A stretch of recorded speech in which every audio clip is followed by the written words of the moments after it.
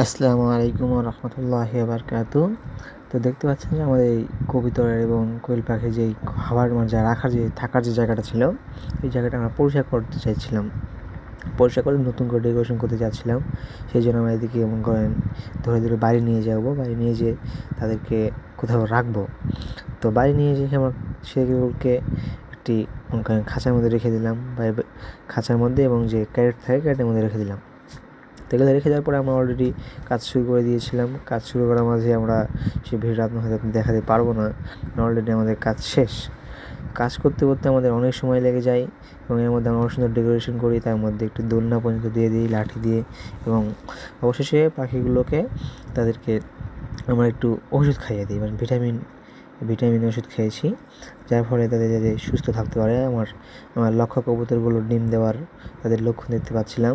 তাদেরকে মনে করেন শুক্রবারে আমাদের এখানে পাচার হয়, তাদেরকে সেখান থেকে কিনে নিয়ে এসেছিলাম। তো নিয়ে আসার পরে দেখলাম যে তাদের ডিম দেওয়ার লক্ষণ, তারা বোর্ডিং করছে এবং তারা মানে জিমে যাতে আলামত থাকে তা আমরা দেখতে পাচ্ছিলাম। তাই ভাবলাম যে একটু ভিটামিন খেলিয়ে দিই, সাথে সাথে তাদের ভিটামিন খেলিয়ে দিলাম এবং আরও দুটো কবুতর আছে তাদেরকে ভিটামিন খেলালাম।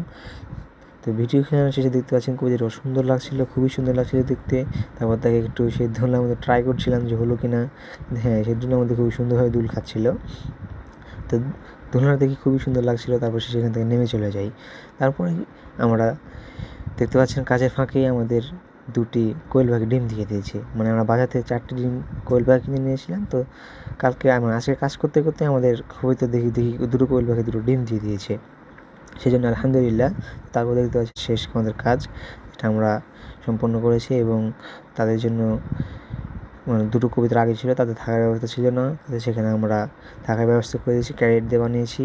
তারপর তাদের খাওয়ার পাত্র দিয়ে সাইডে করে রেখেছি এবং তাদের সুন্দর ডেকোরেশন করে আমরা কাজটা সম্পন্ন করতে পেরেছি। সেই জন্য আলহামদুলিল্লাহ।